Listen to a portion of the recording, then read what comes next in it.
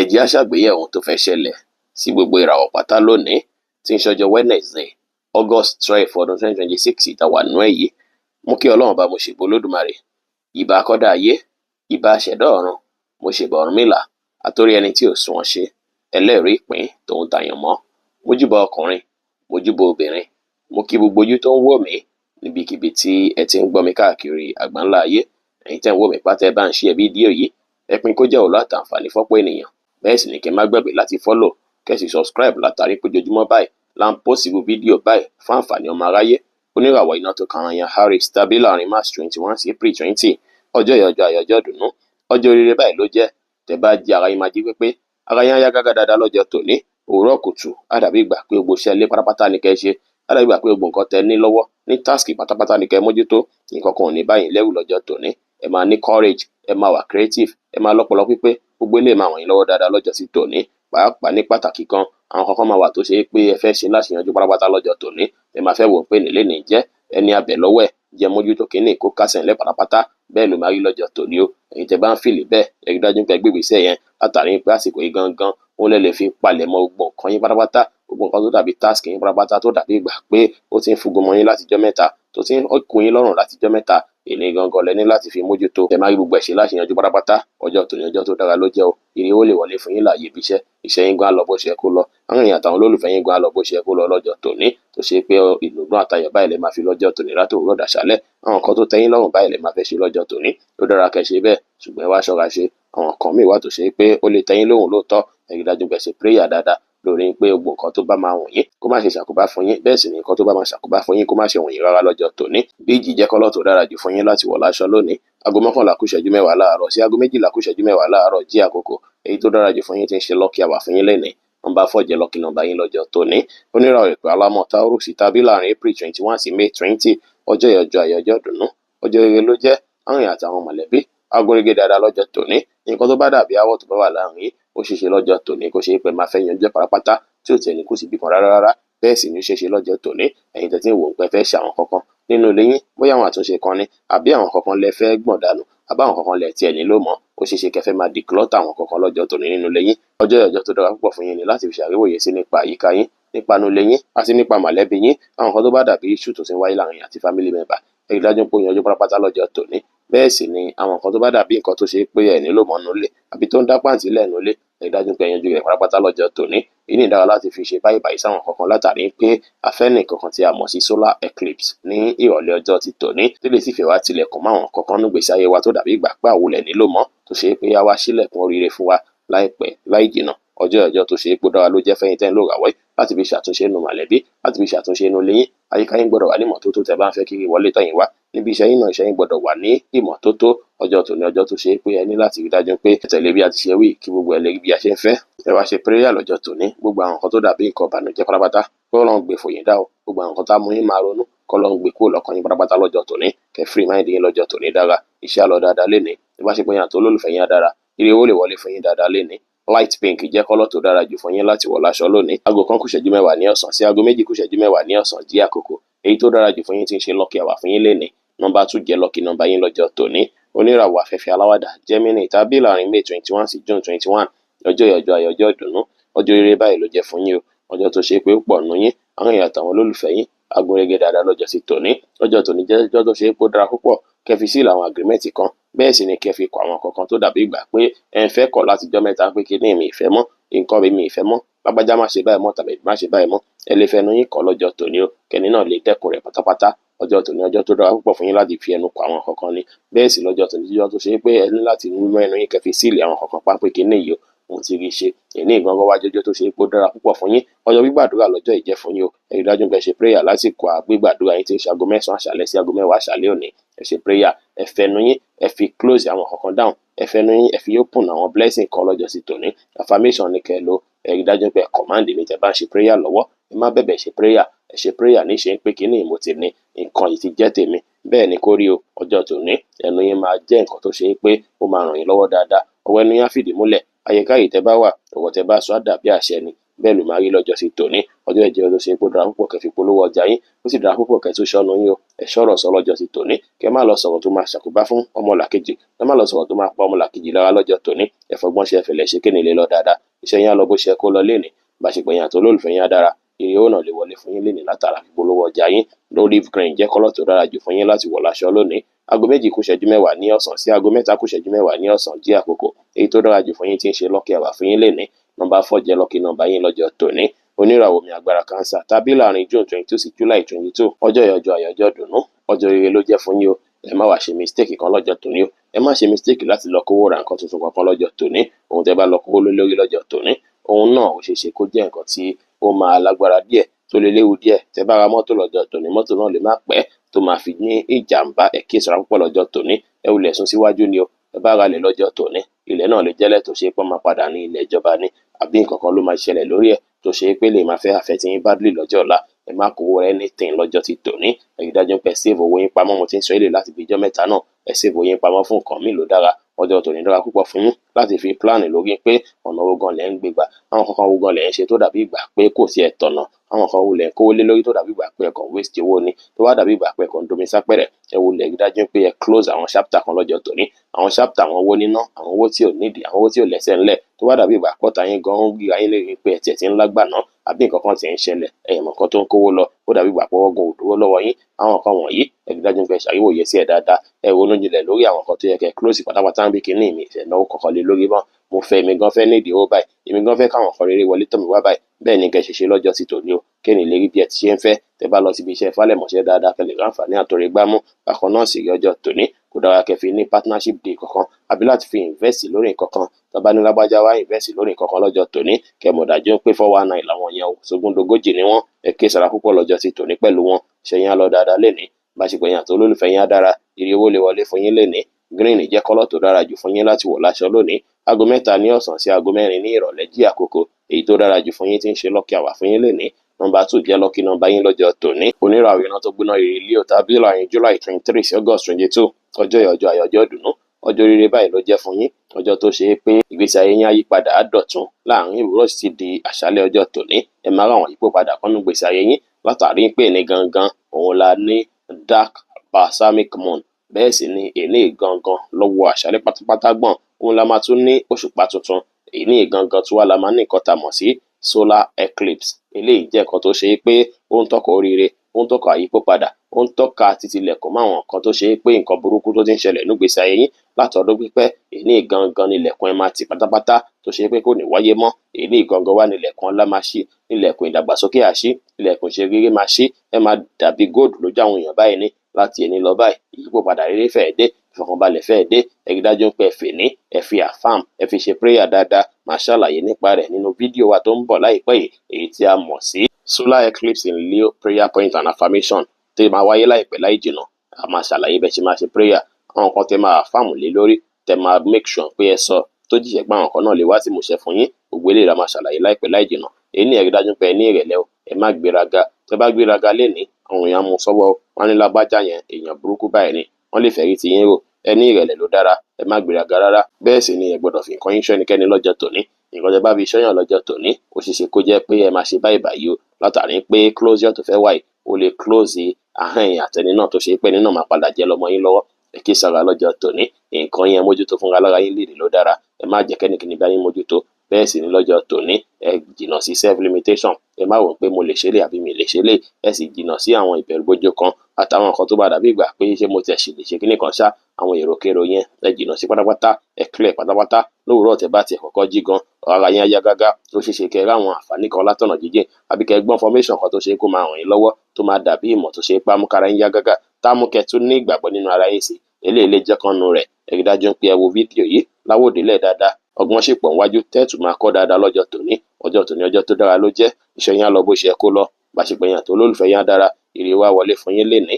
Pọ́pù jẹ́ kọ́lọ̀ tó dára jù fún yín láti wọ̀ láṣọ lónìí. Aago 7 kù ìṣẹ́jú 10 láàárọ̀ sí aago 9 kù ogún ìṣẹ́jú láàárọ̀ jí àkókò èyí tó dára jù fún yín tí ń ṣe lọ́kì àwà fún yín lénìí. Nọ́mbà 4 jẹ́ lọ́kì nọ́mbà yín lọ́jọ́ tòní. Oníràwọ̀ ìpẹ́ funfun Virgo tàbí láàrin August 23 sí September 22. Ọjọ́ ìyọjọ́ àyọjọ́ dùnú, ọjọ́ rere báyìí ló jẹ́ fún yín. Bó tilẹ̀ jẹ́ pé ṣáájú ọ̀pọ̀lọpọ̀ yín ọkàn yín lè gbọgbẹ́ fáwọn èrò lọ́tún lọ́sì ẹ máa rò ẹ ní ríro ẹ máa rò ẹ ní àdàgbà pé ẹ fi bẹ́ẹ̀ ní clarity ṣùgbọ́n o títí àṣálẹ́ gbọ̀n tàbí títí òwúrọ̀ ọ̀la ẹ máa jí pẹ̀lú full clarity ẹ máa jí bí ìgbà pé ayé yín ti dọ̀tun á dàbí ìgbà pé kò sí nǹkan tó ti ẹ̀ ń bá yín lẹ́rù mọ́ gbogbo nǹkan tó dàbí ohun bí yẹn á gbọ̀n dànù pátápátá gbogbo yín lọ́jọ́ ti tòní ẹ rí dájú pé ẹ jìnnà sí gòkèrò ẹ sì jìnnà sí àròkàn nífẹ̀ẹ́ kún àsundà tẹ bá ń ronú àròjù lọ́jọ́ tòní ó lè affect health yín ẹ rí dájú pé àfáàmù pé gbogbo nǹkan burúkú nǹkan tó ń bí bẹ̀rù bójó àwọn ogun ìkọ̀kọ̀ àwọn ogun ìdílé gbogbo ẹ̀ pátápátá kó wá bí gbà lọ kó wọgbó lọ lọ́jọ́ tòní kó má gbèrí mọ́ rárá gbogbo ogun yín kó ṣẹ́ láṣẹ wọlẹ̀ èyí ìdára kẹ́yìn tẹ̀ ń lo ìràwọ̀ Virgo ìkẹ́bí ṣe prayer ní pàtàkì látàrí pé púpọ̀ nínú yẹn máa wà highly spiritual lọ́jọ́ tòní ẹ̀mí inú yín máa bá yín sọ̀rọ̀ gidi gan lọ́jọ́ tòní ìgbésí ayé tẹ máa gbé nínú ọkàn yín àti nínú ojú àlá àti nínú ẹ̀mí lè ní ó pọ̀ ju ìgbésí ayé tẹ fẹ́ gbé ní ojú aráyé lọ ọjọ́ tòní ẹ rí dájú pé lọ́jọ́ tòní láti fi rí dájú pé ẹ go spiritual dáadáa ẹ ṣe prayer dáadáa ẹ lo àwọn nǹkan tó dàbí àwọn nǹkan àwẹ̀nù àwọn nǹkan tó lè mú kí gbogbo ohun burúkú ara yín kó jìnnà réré kó kúrò lára yín pátápátá ẹ rí dájú pé ẹ ṣe bẹ́ẹ̀ lọ́jọ́ ti tòní ọjọ́ tòní ọjọ́ tó dára ló jẹ́ fún yín tí ìfẹ́ yín á lọ bó ṣe yẹ kó lọ tẹ bá fọgbọ́n ṣe tẹ fẹ̀lẹ́ ṣe tẹ àláwọ̀ kí mood swing yí affect yín tẹbí ń pa affect yín dọ́dọ̀ customer bá ṣe pé yín àti olólùfẹ́ yín náà dára tẹ bá fàyè gba mood swing rẹpẹtẹ tó lọ́pọ̀lọpọ̀ yín máa wà múdì ẹ dẹ̀ máa observe púpọ̀ lọ́jọ́ tòní ẹ máa wò pé ṣé kìí ṣe pé nǹkan tó ń ṣe mí ṣé kìí ṣe pàtí bíbáyìí ló ti wá ṣé kìí ṣe pàlà tí mo láì ṣé kìí ṣe pé báyìí ló ń sọ ọ̀pọ̀lọpọ̀ nǹkan yẹn lè wáyé lọ́jọ́ tòní ṣùgbọ́n ẹ jìnnà sí bẹ̀rù bójó ẹ rí dájú pé àwọn nǹkan tó bá ń ṣẹlẹ̀ nínú máìndì yín tó fẹ́ máa dúnmọ̀ ọmọ yín ẹ ké mọ kó yé dúnmọ̀ ọmọ yín mọ́ ẹ rí dájú pé ẹ àfàmù pé nǹkan báyìí mi ìfẹ́ mọ́ nǹkan báyìí ni mò ń fẹ́ ọjọ́ tòní ọjọ́ tó dára ló jẹ́ tẹ bá mọ̀ ọ́ lò ó ṣeéṣe kí owó gan wọlé fún yín lọ́jọ́ tòní light green jẹ́ kọ́lọ̀ tó dára jù fún yín láti wọ̀ láṣọ lónìí aago 9 kù gún ìṣẹ́jú láàárọ̀ sí aago 11 kù ìṣẹ́jú 5 láàárọ̀ jí àkókò èyí tó dára jù fún yín tí ń ṣe lucky hour fún yín lénìí nọ́mbà 6 jẹ́ lucky nọ́mbà yín lọ́jọ́ tòní ní àwọn afẹ́fẹ́ má rí mi fún Libra tàbí láàrin September 23 sí October 22 ọjọ́ ayọ̀ dùnú ọjọ́ rere ló jẹ́ fún yín ọjọ́ tó ṣe é pé àwọn èèyàn àtàwọn olólùfẹ́ yín á dùn alárinrin dáadáa lọ́jọ́ tòní ọjọ́ ìtura gbọgbọ́n ọjọ́ ìgbóye ẹ má wẹ̀kọ́ èèyàn tuntun nígbèsí ayé lọ́jọ́ tòní o ẹ̀ṣọ́ ni bárìn ẹ̀ṣọ́ ni bárí lọ́jọ́ tòní ẹ má tẹ̀lé èèyàn jáde ẹ má tẹ̀lé èèyàn lọ́nà jíjìn lọ́jọ́ tòní ẹ wà lórí ọwọ́ yín ló dára tó bá wá yín wá ẹ jẹ́ kí information tẹ́ ẹ fún wọn tó jọmọ́ information tí yín ẹ jẹ́ kó jẹ́ 0% ẹ má jẹ́ kẹ́nikẹ́ni mọ̀ nípa yín rárá ẹ lè jọ sọ̀rọ̀ nípa àwọn nǹkan míì mùsùlùmí náà lánàá torí àsìkò yìí àsìkò tó ṣe é pé ó dúdú pátápátá ni àsìkò tó ṣe é pé òun fẹ́ ní kíláàsì pẹ̀lú òṣùpá gidi gan ni tẹ́lẹ̀ sì jẹ́ nǹkan tó ṣe é pé ó fẹ́ fọ àwọn kankan mọ́ oòrùn ló fẹ́ ràn wá lọ́wọ́ lásìkò yìí gbogbo nǹkan tó dàbí burden àwọn nǹkan tó dàbí ìṣòro èyí tí òṣùpá tí ó gbé pamọ́ oòrùn ló fẹ́ tú jáde pé ìwọ kìíní jáde síbí báyìí tí a sì bá wa jagun yẹn tá sì bá wa ṣẹ́gun òun la fi ní àṣẹ fídíò nípa affirmation láìpẹ́ láì jìnnà fún ìdí èyí ṣeṣe kọ́pọ̀lọpọ̀ ènìyàn kọ́ ní dúdú sínú kọ́ wá tí wọ́n fún jáde fẹ̀yìn tẹ̀ ń lò àwọn Libra lọ́jọ́ tòní ẹ ṣọ́ra ṣe ẹ má finú tán yànjú ẹ má gbára lé yànjú ẹ má tẹ̀lé ọ̀rẹ́ jáde ẹ fọ ọgbọ́n bá wọn ṣe ẹ̀yin ò ní kẹ́ wá bẹ̀rù èèyàn ṣùgbọ́n ẹ free ara yín ṣùgbọ́n ẹ mọ̀ dájú pé ọgbọ́n báyìí lágbà ń lò ohun tí àgbà fi ń jẹ̀kọ ẹ rí dájú pé abẹ́rẹ́ báyìí ní kẹ́ tọ́jú ẹ̀sìn pátápátá kẹ́nikẹ́ni má rí rárá lọ́jọ́ tòní síkírìtì yẹn pamọ́ lọ́jọ́ tòní ọjọ́ tòní á lọ dáadáa tẹ bá fọgbọ́n ṣe tẹ́ fẹ̀rẹ̀ ṣe tó dá àwọn oníbàárà lè wá dáadáa lọ́jọ́ tòní tó káwọn èèyàn máa attract sọ́dọ̀ yín dáadáa alábí bàbá kọ́ bá yín ṣe ẹ̀yin náà ṣe ń bí bàbá kẹ́ báwọn èèyàn ṣe ṣùgbọ́n ẹ̀ kọ́ gbọ́dọ̀ fọgbọ́n ṣe bá ti ṣe sọ ìṣẹ̀yìn á lọ dáadáa lénìí bàṣepẹ̀yìn àti olólùfẹ́ yín náà dára ìrì owó lè wọlé fún yín lénìí pọ́pù jẹ́ kọ́lọ̀ tó dára jù fún yín láti wọ̀ láṣọ lónìí aago 11 kù ìṣẹ́jú 5 láàárọ̀ sí aago 1 kọjá ìṣẹ́jú 5 ní ọ̀sán jí àkókò èyí tó dára jù fún yín tí ń ṣe lucky hour fún yín lénìí nọ́mbà 4 jẹ́ lucky nọ́mbà yín lọ́jọ́ tòní oníràwọ̀ omi tútù Scorpio tàbí láàrin October 23 sí November 22 ọjọ́ tó dára ló jẹ́ láàyè iṣẹ́ yín tó ṣe é pé ọ̀rọ̀ iṣẹ́ yín báyìí òun lẹ́ẹ̀ máa wò látòwúrọ̀ sí dàṣálẹ́ ó sì dára púpọ̀ kẹrò ẹ̀rí dájú pé ẹwà àwọn nǹkan tó ṣe é pé ó ń drain ní púpọ̀ níbi iṣẹ́ àwọn nǹkan tó dàbí ìgbà kó dàbí ogun ibi iṣẹ́ yẹn èní gangan lẹ́fẹ́ ṣe ẹ̀rí dájú pé ṣe prayer dáadáa ẹ̀yin tó dàbí ìgbà pé sẹ́yìn ò lọ déédé láti dán yín wá ọjọ́ tòní dára púpọ̀ láti fi dájú pé ẹ pàṣẹ àwọn nǹkan tí ẹ fẹ́ kọ̀ kó di kíkọ̀ àwọn nǹkan tẹ fẹ́ kó wọlé fún yín lọ́jọ́ ti tòní ọjọ́ ìjọ tó ṣe é pé ó dára kẹ́ múra dáadáa kí ẹ dùn yín lójú tẹ bá ń jáde bákan náà sì rí ẹ rí dájú pé ẹ ṣe nǹkan tó lè mú stain wáyé rárá àwọn díìlì tó bá sì dàbí ìgbà pé wọ́n fi lọ̀ yín lọ́jọ́ tòní àbá àwọn nǹkan tó dàbí ìgbà pé lágbájá bá kówó lórí nǹkan yìí ẹ rí dájú pé jìnnà sí ẹ má ṣe bẹ́ẹ̀ rárá lọ́jọ́ tòní torí lè àfẹ́ tí ń púpọ̀ àbíyàn kan wá pé ìpè lágbájá jájọ ìwà àbàjẹ́ báyìí ìwà àbàjẹ́ ìrísìkì ni ó ṣeéṣe kó bire ó ṣeéṣe kó jẹ́ pé bẹ́ẹ̀ ni ẹ̀mí ọ̀tá yín lè pin sí kẹ́kẹ́ sára púpọ̀ lọ́jọ́ ti tòní ẹ má take risk tó bá lágbára lọ́jọ́ ti tòní ẹ tiẹ̀ má take risk rárá lọ́jọ́ ti tòní ní ìṣọjọ́ tó ṣe é pé má fi níyà jẹ́ risk ẹ̀ wò tó bá jẹ lọ ẹ kí sára púpọ̀ lọ́jọ́ tòní àwọn kan yẹn ó léwu púpọ̀ lọ́jọ́ ti tòní. Nǹkan tó jà jù ní pé kẹ́ falẹ̀ mọ́ṣẹ́ yín ẹ sì ṣe é lọ́nà tó máa gbà wá accurate. Àwọn nǹkan tó dàbí àwọn ìwà tí ó tọ́ tẹ́yìn gan fúnra lára yín wò tẹ́yìn wò pé ayé afẹ́ ti iṣẹ́ mi gidi gan. Àwọn nǹkan tí mò ń ṣe ní kọ̀rọ̀, bóyá sáìtì ni mo ti ń ṣiṣẹ́ ni, bóyá nǹkan tí mò ń lò nu màtíríà mi, bóyá màtíríà sáìtì ni mò ń jí kó ni, bóyá obìnrin mò ń gbé wọnú ọ́fíìsì mi ni. Gbogbo àwọn nǹkan bẹ́ẹ̀ yẹn tó lè affect iṣẹ́ yín, ẹ rí dájú pé ẹ clear mind yín lọ́jọ́ tòní pé nǹkan ìmì ní ṣe mọ́, kẹ̀dẹ̀ wulẹ̀ free ara yín ló dára. Ọjọ́ tòní á lọ dáadáa tẹ́ bá lè ṣe bẹ́ẹ̀ o. Kódà kì í ṣọjọ́ tòní nìkan lá lọ dáadáa, ọ̀pọ̀lọpọ̀ ọjọ́ tàwọn lọ́kàn yín á lọ bó ṣe yẹ kó lọ, tí ò ní sí wàhálà, tí ò ní sí ìdààmú. Ẹ rí dájú pé ẹ ṣe prayer dáadáa lórí ọ̀rọ̀ iṣẹ́ yín yẹn lọ́jọ́ tòní. Iṣẹ́ yín lè máa lọ déédéé padà, iṣẹ́ yín á lọ dáadáa, ìbáṣepọ̀ yín àti olólùfẹ́ yín á dára, iye owó lè wọlé fún yín lọ́jọ́ tòní. Ẹ tètè jí lọ bí iṣẹ́ kẹ́ lọ mójútó àwọn kankan lọ́jọ́ ti tòní dára. Purple jẹ́ kọ́lọ̀ tó dára jù fún yín láti wọ̀ láṣọ lónìí. Aago kan kọjá ìṣẹ́jú 5 ní ọ̀sán sí aago 3 kọjá 20 ìṣẹ́jú ní ọ̀sán jí àkókò. Èyí tó dára jù fún yín tí ń ṣe lucky hour fún yín lénìí. Nọ́mbà 2 jẹ́ lucky nọ́mbà yín lọ́jọ́ tòní. Oníràwọ̀ inú àtùpà Sagittarius tàbí láàrin November 23 sí December 22. Ọjọ́ yìí ọjọ́ ìmọ̀ ló jẹ́. Ọjọ́ tó ṣe é pé àwọn ìmọ̀ ìkọ̀kọ̀ kan wà tó ṣe é pé máa mọ̀. Àwọn deep knowledge kan wà tó ṣe é pé ó ṣe á wọlé fún yín tẹ́lẹ̀ sí máa ràn yín lọ́wọ́ dáadáa. Àsìkò ìwájú àsìkò tó ṣe é pé ẹ̀yin fúnra lára yín ẹ fi rí dájú pé ẹ jagun àwọn nǹkan tó ṣe é pé ó ń fà yín sẹ́yìn, àbá nǹkan tó ṣe é pé kò bí káwọn èèyàn dá yín mọ̀ dáadáa, kò bí visibility yẹn dáadáa, kò bí kí nǹkan yín dàgbàsókè dáadáa. Ẹ rí dájú pé ẹ jagun ẹ lọ́jọ́ tòní. Àwọn nǹkan tó dàbí promise and faith ẹ ṣe prayer lé lórí dáadáa lọ́jọ́ ti tòní. Gbogbo ẹ̀ kò dómi pátápátá púpọ̀ nínú yín lọ́jọ́ tòní. Ó ṣeé ṣe kẹ́ access àwọn information kan látọ̀nà jíjìn tó ṣe pé lè máa sì múnú yín dùn. Lóòrọ̀ kùtù tẹ́ bá jí ẹ máa jí ẹ máa rí dùnnú, ẹ máa jí ẹ máa ráyọ̀. Gbogbo nǹkan tẹ́ bá fọwọ́ bà lé ní pátápátá báyìí ló máa dún tó ṣe é pé àwọn nǹkan tẹ́ ń rò lọ́jọ́ tòní ó ṣeé ṣe kó bíire fún yín dáadáa. Ọjọ́ tòní ọjọ́ tó dára ló jẹ́ o, tó ṣe é pé ọ̀pọ̀lọpọ̀ yín ẹ lè rí nǹkan òkèrè tẹ́ máa dunnú lé lórí, tẹ́ máa rò pé àìkíní ìpadà fẹ́ wọlé fún mi ṣá, àánú ìpadà fẹ́ dìde fún mi ṣá. Ọjọ́ tòní sì jẹ́ tó ṣe é pé ẹ ní láti fi wá ìmọ̀, pàápàá ẹ ní láti fi ṣàwárí ara ti yín gangan nípa àwọn nǹkan tó ṣe é pé ó lè máa affect yín ní kọ̀rọ̀. Torí ológun ọmọ báyìí lẹ jẹ́, èní gangan lẹ fẹ́ restore ògo yín yẹn padà. Ẹ wulẹ̀ fìní ṣèwádìí. Ẹ̀yin tẹ́ fẹ́ ṣèwádìí onírúurú láǹfààní àti kàn sí wa ní WhatsApp 09033897161. Ọpọlọ yín náà jí pépé lọ́jọ́ tòní ẹ lò lórí ohunkóhun lọ́jọ́ tòní kí gbogbo ẹlẹ́dùn yín gbà. Bákan náà sì rí prayer yìí náà jẹ́ fẹ́yìn náà lóòrọ̀ tẹ́ bá jí ẹ ṣọ́ra ṣe. Àwọn nǹkan tó bá ń dùn mọ́ yín nínú ẹ ṣe prayer lé lórí pé ìdùnnú yín kó má ṣe dìbàjẹ́ o. Àwọn nǹkan tó bá dùn mọ́ yín nínú lóòrọ̀ ọjọ́ tòní ẹ rí dájú pé ẹ ṣe prayer pé kí nǹkan náà kó mọ́ yín lọ́wọ́ títí láéláé torí ẹ máa rí ìdùnnú kan láàárọ̀ ọjọ́ tòní. Ìdùnnú yàn sì rí ẹ ṣe prayer lé lórí o. Bí mo ti ṣe sọ, iṣẹ́ yín á lọ dáadáa, ìbáṣepọ̀ yín àti olólùfẹ́ yín á dára, iye owó lè wọlé fún yín lénìí. Purple jẹ́ kọ́lọ̀ tó dára jù fún yín láti wọ̀ láṣọ lónìí. Aago 3 kọjá 20 ìṣẹ́jú ní ọ̀sán sí aago 6 kù ìṣẹ́jú 25 ní ìrọ̀lẹ́ jí àkókò. Èyí tó dára jù fún yín tí ń ṣe lucky hour fún yín lénìí. Nọ́mbà 9 jẹ́ lucky nọ́mbà yín lọ́jọ́ tòní.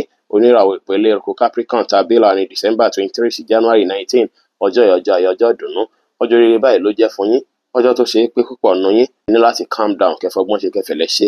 Èèyàn ṣe finú tán lọ́jọ́ tòní o. Àwọn ẹ̀mí tó gbọ̀gbà yín ká, èròǹgbà wọn lè báàdì sí yín pátápátá, èròǹgbà wọn lè má tọ̀ sí yín lọ́jọ́ tòní. Wọ́n lè ní ìtọ́ dúdú nínú kí wọ́n máa tún fún jáde fún yín kẹ̀kẹ́ sára lọ́jọ́ tòní. Ẹ gbọ́dọ̀ báyàn dà nǹkan kí nǹkan papọ̀ rárá lọ́jọ́ tòní tó fi mọ́ nǹkan tó kéré jù. Ẹ má bẹnikẹ́ni dà kankan papọ̀ lọ́jọ́ tòní. Ẹ fi ara yín lọ́jọ́ sí tòní. Ẹ wà lẹ́yìn nìkan. Ẹ má wulẹ̀ trust anybody lọ́jọ́ sí tòní. Ẹ̀kan tẹ́lẹ̀ náà ọkàn yín máa dàbí ìgbà pé ó ń correct yín pé lágbájá má finú tẹ̀ nìyẹn, lágbájá ṣọ́ra ṣe ń bíbà ẹ rí dájú pé ẹ tẹ̀lé bẹ́ẹ̀. Ṣùgbọ́n ilé ilé bí àwọn nǹkan tó dàbí negative thoughts lọ́tùn lósì púpọ̀ náà mí nìyẹn gan. Àwọn negative thoughts yẹn lè lágbára débi pé èròǹgbà ikú, èròǹgbà nǹkan tí ó tọ́ ó lè máa wá sọ́pọ̀lọpọ̀ lọ́kàn. Ṣùgbọ́n ẹ kíyèsára, ẹ ṣe prayer dáadáa lọ́jọ́ tòní. Ohun bí ò ní kọlù yín láṣẹ lọ́wọ́ Ọlọ́run bá ẹni rí wàhálà ẹ sì ní ìmọ̀ ìdààmú láṣẹ Èdùmàrè. Ọjọ́ tòní jẹ́ tó ṣe é pé ní láti clear mind yín tí negative thoughts bá ń wáyé ẹ máa change lẹ́sẹ̀kẹsẹ̀ ṣe positive one ló dára o. Ẹ sì má finú tẹ́nikẹ́ni rárá bí mo ti ṣe lọ́jọ́ tòní. Bákan náà sì rèé ọ̀pọ̀lọpọ̀ yín pàápàá yín tẹ́jọ́ níṣìná ẹ kíyèsára lọ́jọ́ tòní o. Ẹ kíyèsára Ọlọ́run jẹ́ kẹ́ gba ibi tí ẹ gbà wá, Ọlọ́run jẹ́ kẹ́ gbà padà lọ́jọ́ tòní o. Ọ̀pọ̀lọpọ̀ yín ẹ rí dájú pé jìnnà sáwọn nǹkan tó jọ mọ́ ìbálòpọ̀ lọ́jọ́ ti tòní. Ẹ fè ní ilẹ̀ ní mímọ́, ẹ rí dájú pé èrò mímọ́, ẹ rí dájú pé ṣe dáadáa sáwọn èèyàn, ẹ ṣe prayer dáadáa. Àwọn alátẹ̀bálá lásìkò yìí ẹ ṣe prayer lé lórí púpọ̀ gbọ̀gbẹ̀. Ìdùnnú ló máa jẹ́ gbẹ̀yìn, ayọ̀ báyìí ló máa jẹ́ gbẹ̀yìn. Ó ṣe ṣe kẹ́ láwọn promise rẹpẹtẹ lọ́jọ́ tòní. Báwọn promise tó bá wáyé látọwọ́ òwúrọ̀ títí di ọwọ́ ìrọ̀lẹ́ ó dára púpọ̀ kẹ́ wulẹ̀ mọ̀kàn kúrò ńbẹ̀ o. Ẹ má wulẹ̀ fọkàn sí dáadáa tó kó má jẹ́ pé fake promise ló máa jẹ́. Ẹ kíyèsára púpọ̀ lọ́jọ́ sí tòní. Ọjọ́ ìyá lọ dáadáa tẹ́ bá fọgbọ́n ṣe tẹ́fẹ̀lẹ̀ ṣe. Ọjọ́ yìí kó padà lọ́jọ́ yìí jẹ́ ẹ fi jagun láti transform life yín sí rere. Ọjọ́ yìí ṣe á lọ dáadáa báṣepọ̀ yín àti olólùfẹ́ yín á dára. Ire owó náà lè wọlé fún yín lọ́jọ́ tòní. Fẹ́yìn tẹ níṣẹ́ tẹ̀ ń ṣe lọ́wọ́ light pink jẹ́ kọ́lọ̀ tó dára jù fún yín láti wọ̀ láṣọ lónìí. Aago 6 kù ìṣẹ́jú 25 ní ìrọ̀lẹ́ sí aago 7 kọjá ìṣẹ́jú 13 ní àṣálẹ́ jí àkókò. Èyí tó dára jù fún yín tí ń ṣe lucky hour fún yín lénìí. Nọ́mbà 2 jẹ́ lucky nọ́mbà yín lọ́jọ́ tòní. Oníràwọ̀ afẹ́fẹ́ oníbínú Aquarius tàbí láàrin January 20 sí February 18. Ọjọ́ ìyọjọ́ àyọjọ́dún ló jẹ́. Ọjọ́ ìfọ̀kànbalẹ̀ ló jẹ́ pẹ̀lú àárín àti olólùfẹ́ yín agúnrégé dáadáa lọ́jọ́ tòní. Ó ṣeé ṣe káwọn kankan tó dàbí àwọ̀ èyí tó ti ń wáyé láàrin tipẹ́tipẹ́ ó ṣeé ṣe kó dópin lọ́jọ́ tòní o. Ó ṣeé ṣe káǹfààní wà láti ṣe àwọn ogun kan nígbèsí ayé tí ń gan lọ́jọ́ tòní tó ṣe é pé máa ṣàríwòye sí pé nǹkan wo ló ń ṣàkóbá fún márèèjì mi náà, ọ̀nà wo mò ń gbà pa márèèjì mi gangan lára, ṣé mi gangan ni mo ní fọ́ọ̀tì ni àbò lólùfẹ́ mi. Àwọn nǹkan yẹn jẹ́ nǹkan tó ṣe é pé ó ṣeé ṣe kẹ́ máa rò lọ́jọ́ tòní tó lè máa fẹ́ jẹ́ kí ẹ fẹ́ wò pé nǹkan yìí mi ti ẹ̀ fẹ́ ṣe mọ́, nǹkan báyìí mo ti fẹ́ máa ṣe báyìí. Ọjọ́ tòní ọjọ́ tó ṣe é pé ó dára láti fi plan ara yín ni, pàápàá láti fi ṣe nǹkan tó lè mú kí ìdàgbàsókè kó dé bá àbàṣepọ̀ yín àti olólùfẹ́ yín. Èyí ní ìwà lòdì rárá fẹ̀yìn tẹ́ jẹ́ single láti ní pẹ́ ń gbàyàn tuntun wọlé. Èèyàn bá tó sí yín, èèyàn bá tẹ̀lé yín lẹ́yìn látọjọ́ ta títí dé Ìbàdàn. Ó pọ́n bí ọsàn, ó wọjú bí fúláwà. Ẹ kí sára púpọ̀ lọ́jọ́ tòní o. Ẹ jìnnà sí àwọn nǹkan tó dàbí temptation èyí tó lè affect yín lọ́jọ́ iwájú lọ́jọ́ tòní. Tẹ́ bá fi accept yàn tuntun nígbèsí ayé yín lọ́jọ́ tòní, ẹni náà lè jẹ́ni tó ṣe é pé ó máa padà ṣe sùtá fún yín tó bá yá o. Ó máa padà affect yín púpọ̀, á break yín emotionally, á break yín gidi gan lọ́jọ́ iwájú. Kẹ́ kí sára, ẹ wà lórí ọwọ́ yín ló dára. Kò sí bóyá lè máa gbé yín nú pé mo nídìí olólùfẹ́ tó. Ẹ kí sára púpọ̀ lọ́jọ́ ti tòní. Iṣẹ́ yẹn lè lọ bó ṣe yẹ kó lọ. Tẹ́ bá fìfẹ́ lò lọ́jọ́ tòní pẹ̀lú àwọn ènìyàn, ṣùgbọ́n ẹ wá gbọ́dọ̀ finú tọ́yàn débi pé ẹ wá ṣàlàyé secret yín fẹ́nikẹ́ni. Ẹ sì gbọ́dọ̀ partner pẹ̀lú ẹnìkankan lọ́jọ́ tòní, bóyá nínú business ni àbí nínú ohunkóhun. Ẹ wà lórí ọwọ́ yín ló dára. Ẹ ò lè ṣe prayer lórí àwọn ìtẹ́tí ní tẹ́lẹ̀tẹ́lẹ̀ kó má dìbàjẹ́. Kẹ́ sì ṣe prayer pé ẹ fẹ́ gba àwọn partnership tuntun, àwọn tó ṣe é pé wọ́n máa wọnú ayé yín tí wọ́n á sọ yín dọlọ́lá, tí wọ́n á sọ yín dọlọ́rọ̀. Ìyẹn sì jẹ́ pé prayer lẹ fi ń ṣe lọ́jọ́ tòní tó sì máa padà wá ṣẹ ní àwọn ọjọ́ tí à ń wò lọ́ọ̀kan yìí. Ọjọ́ tòní ọjọ́ tó gbọgbọ́n tó gbòye ló jẹ́. Light pink jẹ́ kọ́lọ̀ tó dára jù fún yín láti wọ̀ láṣọ lónìí. Aago 7 kọjá ìṣẹ́jú 13 ní àṣálẹ́ sí aago 9 kù ìṣẹ́jú 5 ní àṣálẹ́ jí àkókò èyí tó dára jù fún yín tí ń ṣe lucky hour fún yín lénìí. Nọ́mbà 4 jẹ́ lucky nọ́mbà yín lọ́jọ́ tòní. Oníràwọ̀ mìtíkì irú Pisces tàbí láàrin February 19 sí March 20. Ọjọ́ yìí ọjọ́ tó dára ló jẹ́. Ọjọ́ tó wá gbọgbọ́n tó gbòye ló jẹ́. Látàrí pé púpọ̀ nínú yín àwọn àìsàn kan ti ń ṣẹlẹ̀ sí yín látijọ́ mẹ́ta. Àwọn àìsàn yìí ó ṣeé ṣe kó fẹ́ jẹyọ dáadáa lọ́jọ́ ti tòní o. Ẹ rí dájú pé ẹ ṣẹ́gun ẹ̀. Ẹ rí dájú pé ẹ lo gbogbo nǹkan tẹ́ bá lè lò láti fi ṣẹ́gun àìsàn yìí. Tẹ́ bá ti rí iṣẹ́ lọ́jọ́ ti tòní, ó ṣeé ṣe káìsàn náà kó má gbérí mọ́ láyéláyé. Ọjọ́ tòní ọjọ́ tó ṣe é pé ní láti fi mójútó àwọn nǹkan tó ṣe é pé ó ti wà lọ́rùn yín látọjọ́ pípẹ́. Àwọn task tó dàbí ìgbà pẹ́ tí mójútó, iṣẹ́ customer tẹ́ ti náwó ẹ̀jẹ̀, ẹ wáyé láti mójútó dáadáa lọ́jọ́ tòní. Torí tẹ́ bá lọ mójútó, ó lè dọ̀la kó lè dẹjọ́, ó lè dọ̀la kó lọ di nǹkan mìíràn lọ́jọ́ ti tòní. Ẹ kí sára lọ́jọ́ tòní dáadáa. Àwọn nǹkan tó ṣe kókó fún yín láti mójútó nu life yín, ẹ rí dájú pé ẹ mójútó health yín gangan. Ẹ rí dájú pé ẹ fojú ẹgbẹ́ kan wò, ẹ rí dájú pé ẹ múra lé lórí dáadáa. Àwọn nǹkan tó lè affect yín, tó lè má bí kí nǹkan balance fún yín, ẹ rí dájú pé ẹ wọ́ọ̀ṣì ẹ̀ dáadáa lọ́jọ́ tòní. Àwọn nǹkan wo gangan lẹ́yìn gan ṣe tí ń ṣèbẹ̀rẹ̀ sí látijọ́ yìí ni, ṣe tí ń ṣọ̀lẹ látijọ́ yìí ni. Èní gangan ni kẹ́ jí gìrì, kẹ́ jí dìde, kẹ́ wulẹ̀ focus lórí àwọn nǹkan tó ṣe kókó fún yín láti focus lé lórí. Ẹ má waste time rárá. Iṣẹ́ yín lè lọ bó ṣe yẹ kó lọ lọ́jọ́ tòní. Tẹ́ bá falẹ̀ mọ́ṣẹ́, ẹ wá gbọ́dọ̀ kórin méjì bọ́ná lẹ́ẹ̀kan ṣoṣo.